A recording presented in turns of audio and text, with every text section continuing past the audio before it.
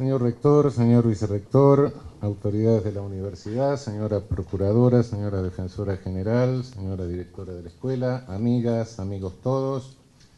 Creo que abrir la actividad docente de una carrera de especialización en magistratura, por un lado es una responsabilidad, pero por otro lado me provoca una profunda y sincera alegría.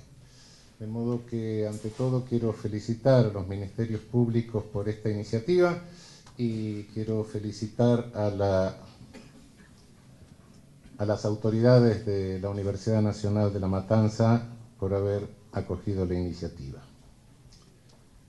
Quisiera, si me lo permiten, que estas primeras palabras en público me permitieran sincerar que desde ayer me siento un poco triste porque desapareció una amiga y quería recordar su nombre.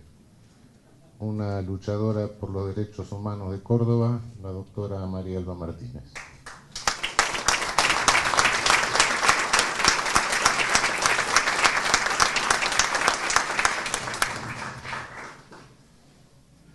Largarse a formar o tratar de formar a los futuros integrantes de la magistratura, sea como jueces, sea como fiscales, sea como defensores oficiales, es realmente una aventura del pensamiento.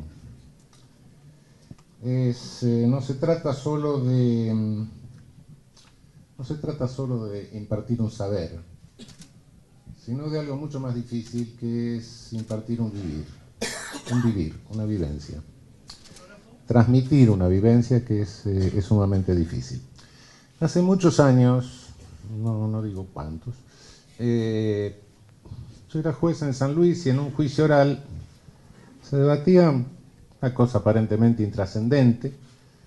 Un sujeto que tenía un campo había hecho un contrato de mediería con alguien para que sembrara el campo, le había facilitado las herramientas, el otro no pudo sembrar el campo, no sabía cómo volverse, no tenía, la familia estaba muriendo de hambre, vendió las herramientas, 173, inciso segundo, llegó ahí, no sabíamos si era estado de necesidad, etcétera, y un testigo, otro paisano de ahí de la zona, le preguntaba, pero este señor era un vago, no, ¿qué pasaba? Y el paisano me mira y me dice, no, doctor, no tenía ni el enque ni el conque, porque la tierra no daba y no tenía con qué tampoco. Las herramientas no alcanzaban. Yo creo que sí, para ejercer la magistratura tendrán que pasar primero por el enque y después hacerlo con el conque. El enque es claramente superar un concurso. Por suerte las designaciones no son a dedo, ahora son por concurso. Habrá que superarlo, tendrán que aprender a cómo hacerlo. Creo que una de las funciones elementales de esto es prepararlos para esto. Necesitan tener cierto saber, necesitan conocer cierta práctica, necesitan tener cierto conocimiento teórico también, ¿sí? Pero a través de este conocimiento teórico ya pasamos al conque, a cuando ya tengan el enque. ¿Qué se hace ahora? ¿Con qué se desempeña la función? ¿Con qué hay que resolver? Doctrina, jurisprudencia, lógica. Va a haber una maraña que todos sabemos de elaboraciones finísimas. Bueno, hay que conocerlas, hay que introducirse en ellas, en los vericuetos, pero ahí está una trampa de la lógica, ¿no? Una trampa que nos hace enamorar a veces de la vinculación lógica de conceptos y nos creemos que la lógica es ontología, ¿no? La lógica es lógica, no es ontología. El ser es otra cosa. Los conceptos jurídicos que van a encontrar en esa maraña y que van a tener que ir cada vez profundizando, si es que tienen vocación, esos conceptos jurídicos no son neutros. es necesario conocer su genealogía conceptual. ¿Dónde nacen? ¿Para qué nacieron? ¿Qué función cumplieron en cada contexto? Sentenciar o dictaminar o defender no es solo manejar una técnica. Se necesita mucho más. Para evaluar el sentido, la genealogía de cada concepto, su funcionalidad, se necesitan conocimientos más amplios. Conocer la historia, conocer la dinámica del poder, conocer los contextos ideológicos, saber en cuál se ubica cada cosa, y en medio de toda esa varaunda mantener coherencia no es fácil, es difícil. Lo que estoy diciendo hasta ahora parece bastante abstracto, pero si lo bajamos a la realidad y a la historia, vamos a ver rápidamente que es demasiado concreto. Cuando hay que demostrar algo, creo que lo mejor que se puede hacer es irse a algo lejano, ¿no? Porque lo cercano, como estamos envueltos en ello, no lo percibimos. Normalmente no nos damos cuenta de lo que pasa en nuestro rostro si no nos miramos al espejo. Y ejemplos lejanos abundan. Para afirmar lo que estoy diciendo, para afirmar la funcionalidad de los conceptos, aunque parezcan conceptos jurídicos muy lejanos de toda concepción ideológica y toda estructura, yo creo que hay muchas lecciones en el derecho comparado, pero creo que una de las mejores es el derecho norteamericano. El derecho norteamericano es aleccionador, sobre todo si nos vamos más lejos, si nos vamos al tránsito de la dinámica jurídica de Estados Unidos de la segunda mitad del siglo XIX, después de la Guerra de Secesión, hasta las primeras décadas del siglo pasado. En la posguerra civil había una concepción, fue entronizándose una concepción muy ortodoxa, clásica, como la llaman históricamente ellos, de un derecho y de un Estado neutros. Un derecho separado totalmente de la política, un derecho que no tenía nada que ver con la política. Solo se basaba en un principio de derecho natural, fundamentalmente basado en la garantía de libertad, en la garantía de propiedad, en la garantía de igualdad. Como imperativos de derecho natural, lo cual venía ya del Common Law británico.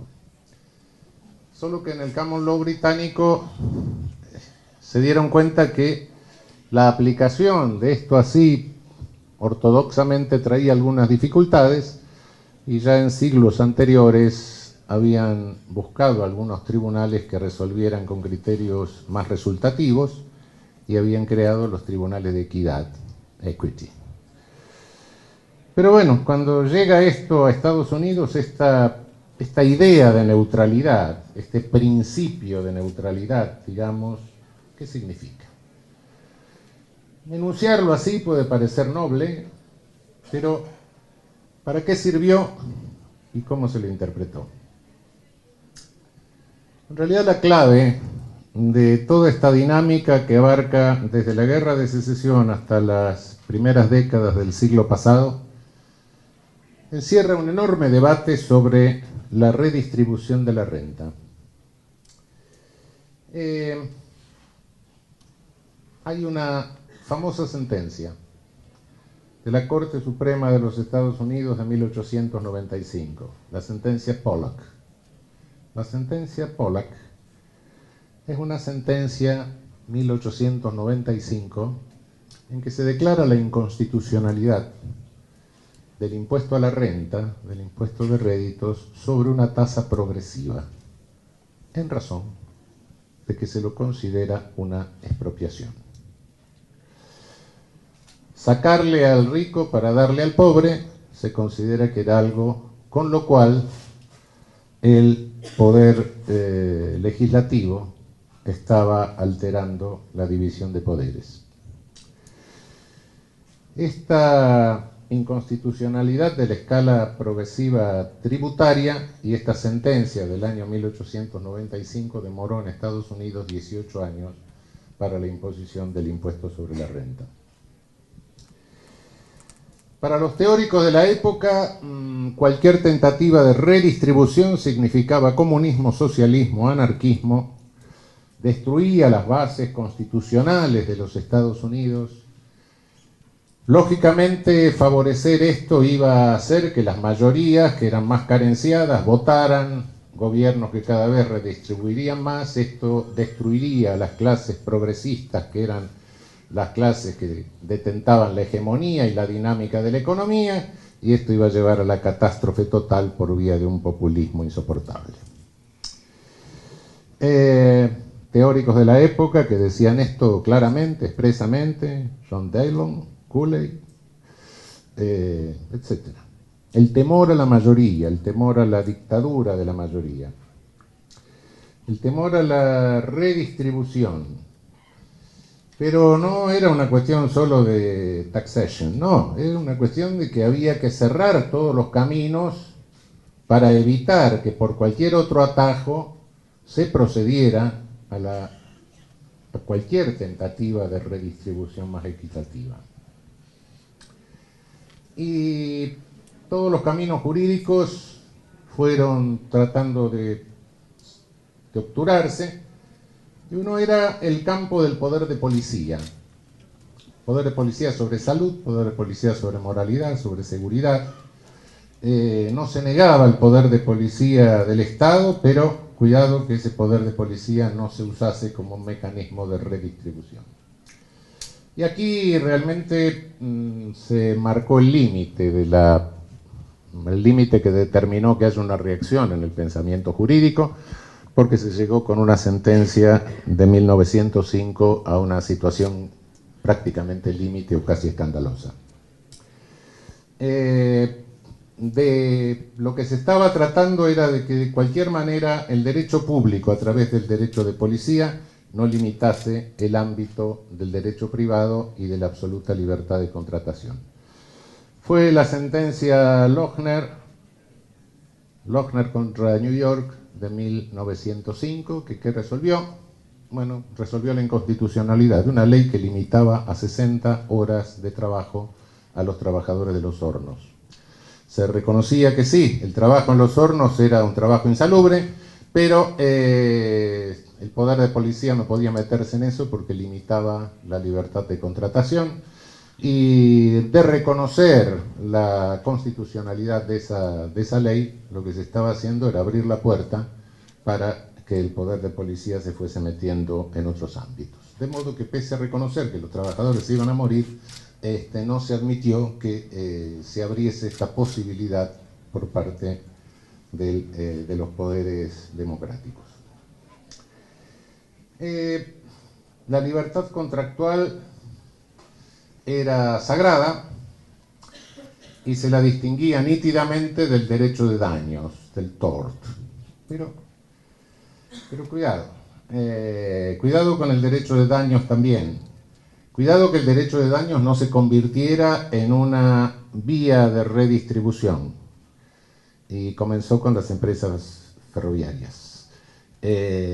La responsabilidad por causación, por causalidad, la responsabilidad objetiva había que limitarla, porque de lo contrario las empresas ferroviarias tendrían grandes pérdidas. Había que limitar la causalidad en el tort, en el derecho de daños. Entonces empezó a inventar las teorías de la causalidad limitada, la primera, la determinante, etc., hasta que se llegó a algunos absurdos, como decir, bueno, la empresa ferroviaria responde por el incendio de la casa que está al lado de la vía, pero el incendio se trasladó a otra que está más allá, no, esa que está más allá no responde. Es decir, todas las teorías de limitación de responsabilidad objetiva y limitar la responsabilidad de la persona jurídica a la negligence, a la culpa, a la negligencia, responden básicamente en aquel momento a esta idea. Esfuerzos limitadores de la causalidad. La el otro aspecto, la responsabilidad por los actos de los dependientes. La responsabilidad del máster por los actos de los dependientes, cuando estos actuaran fuera o contra el mandato del máster.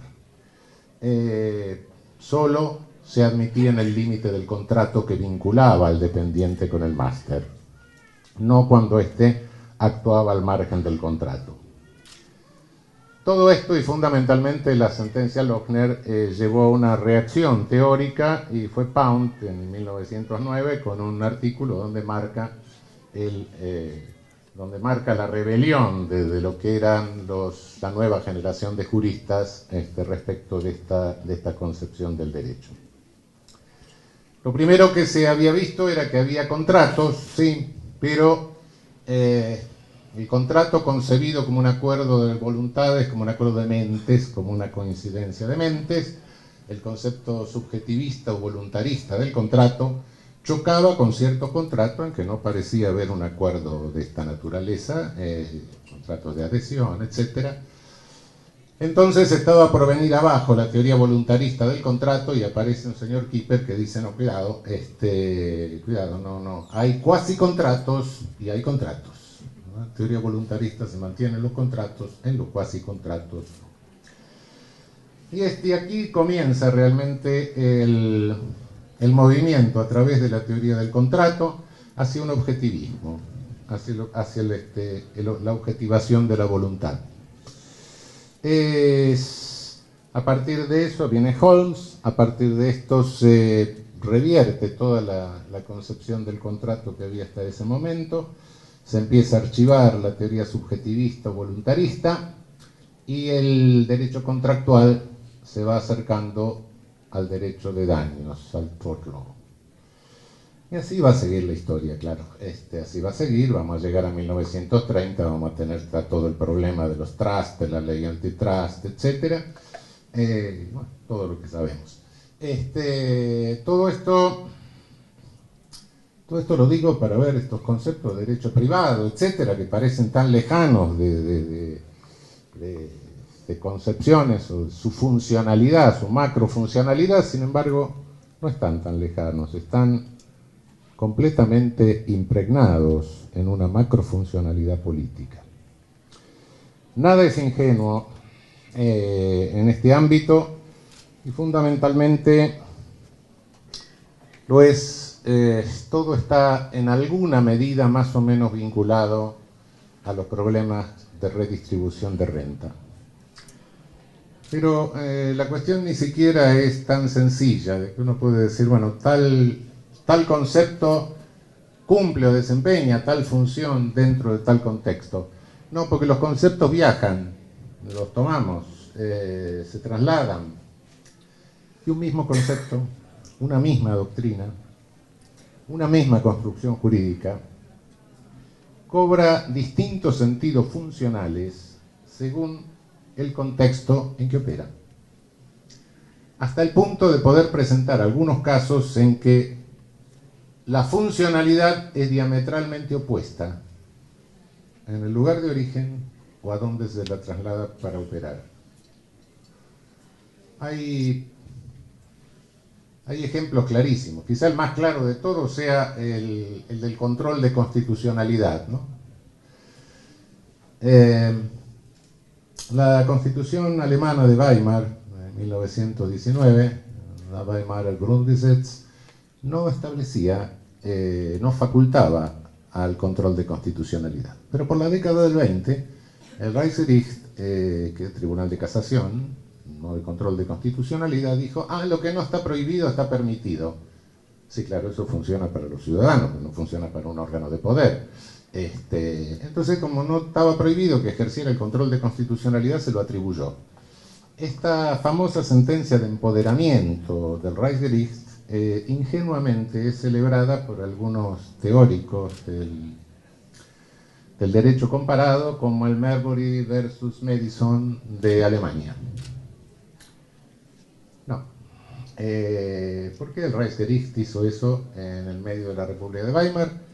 Porque quería declarar inconstitucionales las leyes laborales y las leyes sociales que estaba dictando la socialdemocracia que gobernaba Weimar. De modo que, cuidado con un mismo concepto trasladado a otro contexto.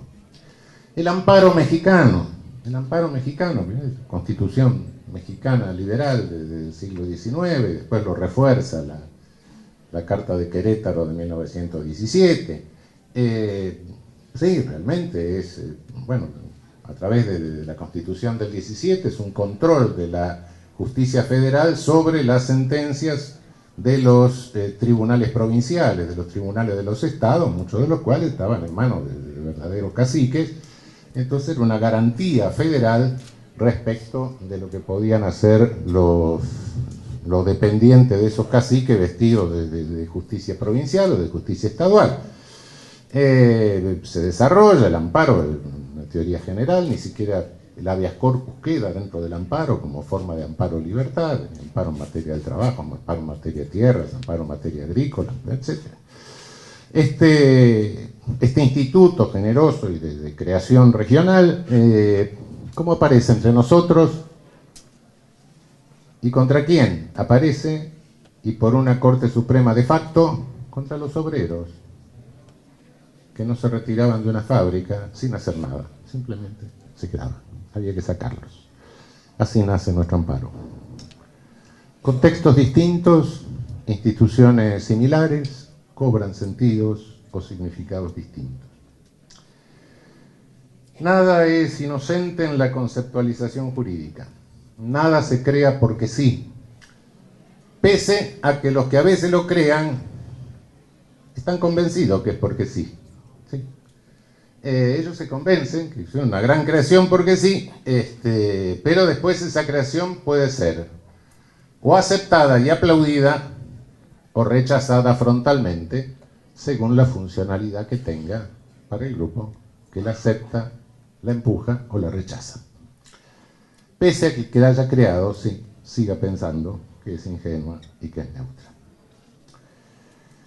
Yo no soy civilista, no tengo el fino sentido del cultor del derecho privado para seguir las alternativas de nuestro derecho civil, de nuestro derecho mercantil, pero algo que me toca de cerca es lo penal y la dinámica que cumplieron conceptos jurídicos en materia penal en nuestro medio, y no me voy a referir a cosas actuales, sino me voy a parar algunas décadas antes.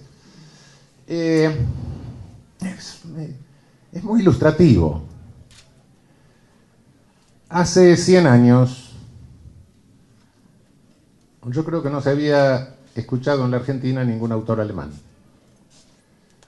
Reinaba el positivismo criminológico italiano. Ferri había venido 2 veces al país, se había peleado con Juan B. Justo, el socialismo, no sé qué. Todo esto, él era socialista todavía, no había terminado siendo senador fascista. Y acá reinaba el positivismo peligrosista,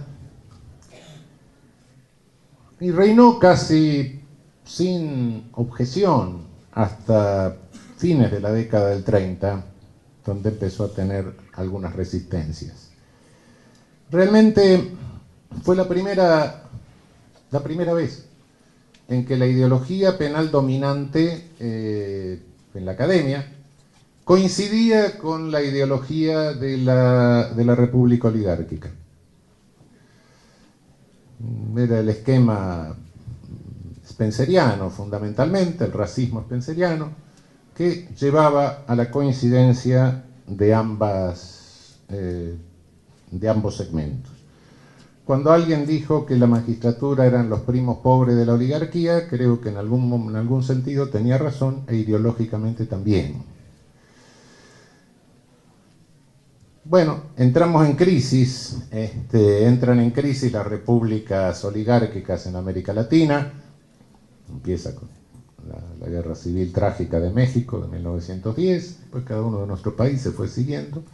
Entra en crisis la filosofía positivista, ya es insostenible, hasta la misma base de causalidad causalidad newtoniana entra en crisis en las ciencias duras, en la misma física, ya no, eso era absolutamente insostenible y de pronto empieza a difundirse una técnica que viene de Alemania, la Soler en nuestro medio, Jiménez de Azúa, los discípulos de Azúa, los distintos países, etc. Pero ¿qué es lo que traen?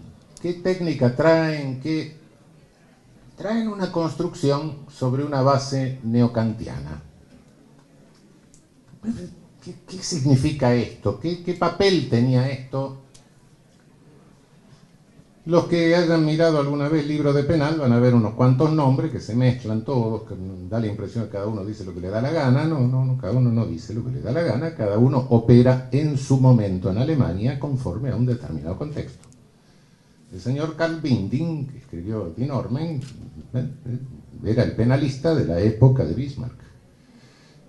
Franz von Liszt, su gran contradictor, era el penalista del segundo momento del imperio, de Guillermo II. Y después, pero seguía siendo un positivista criminológico. El otro era directamente un normativista, así que no discutía la autoridad del Estado. El Estado estaba sobre todo. El Estado era todo. Para Binding, para von Liszt era un positivista, pero los dos eran bastante reaccionarios, por supuesto, una cantidad de cosas que decían, por más que muchos los presentan como liberales, no lo eran, nunca lo fueron. Pero de cualquier forma, en un momento dado, la carrera de la tesis de Binding se corta y lo que sigue es la de von Liszt, pero con una particularidad. Bueno, no me interesa si esto es así o no es así. Lo que pasa que si no es así, bueno, yo ordeno al mundo para que esto sea así. Y eso fue el neocantismo. El mundo es caótico, no lo puedo disponer, las cosas me dan todas mezcladas. Para decidir algo me la tiene que poner en orden, y lo que me la pone en orden es el valor jurídico. ¿Qué es el valor? No, los valores no son, los valores valen. ¿Para quién valen? Y bueno, hasta el día de hoy estamos discutiendo si los valores son subjetivos, objetivos, etc. No me iba a meter en la filosofía de los valores, pero evidentemente lo que se estaba diciendo es los valores valen para los que lo establecen, claro. No cabe la menor duda que valen para los que lo establecen, no hay duda de eso. Jurídicamente alguien estableció el valor, está fuera de cualquier cuestionamiento eso. Bien, esa teoría y esa construcción del mundo que se puede hacer ordenándolo conforme a valores, según si quien lo ordena tiene valores liberales, va a ser liberal. Si quien lo ordena tiene valores autoritarios, va a ser autoritario. Y sí, es cierto, hubo neocantianos liberales, ¿sí? Sí, hubo Radbruch, Max Mayer, ¿sí? Curioso, nosotros nunca lo leímos en penal, a ninguno de los dos, lo leímos en filosofía del derecho. Penal nunca. ¿Quién llegó? Metzger. ¿Qué era Metzger? Metzger era el jurista neocantiano de la época nazi, el más distinguido de los juristas neocantianos de la época nazi, que se peleaba con dos jóvenes profesores nazis de Kiel que querían hacer otra cosa, hacer una teoría sistémica, porque él le decía, no, miren, con mi neocantismo me arreglo fenómenos para explicar la legislación nazi. Y llega Metzger. Metzger nos llega. Y nos llega de la mano de autores absolutamente insospechados de tener ni el más mínimo contacto con la ideología nazista. Insólito. ¿Quién trae a Metzger? Exiliados republicanos españoles que continuaron toda su vida siéndolo y murieron siéndolo. Nombres que son incuestionables en ese sentido. ¿Quién traduce a Metzger en la Argentina? El manual de Metzger. Lo traduce un judío italiano expulsado de la Universidad de Módena. ¿Pero qué es esto? ¿Qué pasa? Sí, se trasladó algo que respondía a una determinada concepción en su origen, se lo trae vestido de ciencia, era la ciencia objetiva, llega aquí, y claro, acá había una lucha contra el tenebroso positivismo, era lo que luchaba contra el positivismo, era progresista, era avanzado, cobra otro sentido. Y se crea la idea de que todas esas categorías del neocantismo son las que por sí mismos garantizan un derecho penal de garantía liberal. A tal punto se crea esta idea en nuestra región latinoamericana que se quiso hacer un código único consagrando esas ideas. Se empiezan a hacer reuniones del Código Penal tipo latinoamericano, en Buenos Aires, México, etcétera, año 63 empiezan, terminan en la década del 70 bastante vergonzosamente con la comisión visitando a Videla, acá, pero bueno, en fin, terminó la empresa. Pero ¿qué era lo que se quería hacer? Consagrar en la ley, en un código único, esas mismas categorías. Quien atacaba esas categorías estaba entonces atacando el derecho penal de garantías, atacando el derecho penal liberal. Y miren cómo sigue la historia. Ya en la posguerra europea había un movimiento contrario a la metodología neocantiana, que dice, no, un momento, el mundo no es un caos, el mundo está más o menos ordenado, hay orden físico, hay orden biológico, hay orden de distinta naturaleza, y cuando el derecho nombra algo que está dentro de un determinado orden, tiene que respetar las características ónticas que tiene dentro de ese orden, ¿no? ¿Sí? Que la vaca no es la vaca jurídica, una vaca zoológica, no, una piedra, mineral. Si ignoro el ser, lo ontológico de la cosa, bueno, la norma va a dar en cualquier lado, ¿no? Va a regular otra cosa. Señor, usted sí puede construir conceptos jurídicos distintos de los conceptos reales, puede hacer la vaca jurídica, ¿no? Se lo permito, por supuesto, no está prohibido. Lo que pasa es que ese derecho no va a tener eficacia. Y a partir de ahí se construye una nueva teorización, etcétera, que responde a ideológicamente, corresponde a la reconstrucción de la República Federal Alemana, al establecimiento del Tribunal Constitucional Alemán, más o menos a un renacimiento de todo un pensamiento que trataba de ponerle algún límite al legislador, dentro del cual estaban algunos resurgimientos del derecho natural, etcétera, pero otros más modestos que decían, no, bueno, cuidado, hay un respeto óntico simplemente para que el derecho tenga eficacia. Y es la Alemania de Konrad Adenauer, no es otra cosa. Ese era el pensamiento de Welzel, Hans Welzel, el finalismo y toda la discusión. Pero llega acá y entonces, claro, cuidado, está atacando al derecho penal liberal. Unos decían eso. Y otros por lo bajo dijeron otra barbaridad peor, pero no se animaron a escribirla. Dijeron que habría paso al marxismo y que era una teoría de fondo marxista. Por supuesto, sabían que algo que nace en el contexto de Konrad Adenauer no puede ser marxista, claro, pero bueno. Y por eso, bueno, tontos no eran, no lo escribían. No hubo ningún autor respetable argentino que lo haya escrito. Encontraron un muñeco de ventrílocuo del otro lado del Río de la Plata. Y bueno, le dieron un diploma de doctor honoris causa de la Universidad de Buenos Aires, intervenida, claro, y él le dio a alguno de lo que decía esto, un diploma de la Universidad de la República, también intervenida. Se cambiaron títulos de doctor honoris causa y este señor uruguayo lo escribió. ¿Qué vamos a hacer? Cuando le explico esto a los alemanes me miran, ¿no? Dicen, esto es absolutamente increíble. Sí, es absolutamente increíble, pero es un concepto que va a dar a otro contexto. De modo que los contextos no son únicos. Los conceptos hay que tener cuidado, primero por el origen del concepto. Pero después hay que analizar no solo el origen, no solo la estructura, no solo su funcionalidad originaria en el contexto originario, sino también la funcionalidad que adquiere en el contexto que uno vive. Hay que estar demasiado atento. Para esto hay que estar con los ojos bien abiertos, las orejas, el oído bien agudizado, el olfato también. No es sencillo, pero todos los días, en una sentencia, en un dictamen, en una defensa, los conceptos jurídicos nos pueden jugar una trampa y hacernos funcionales para lo que no queremos ser.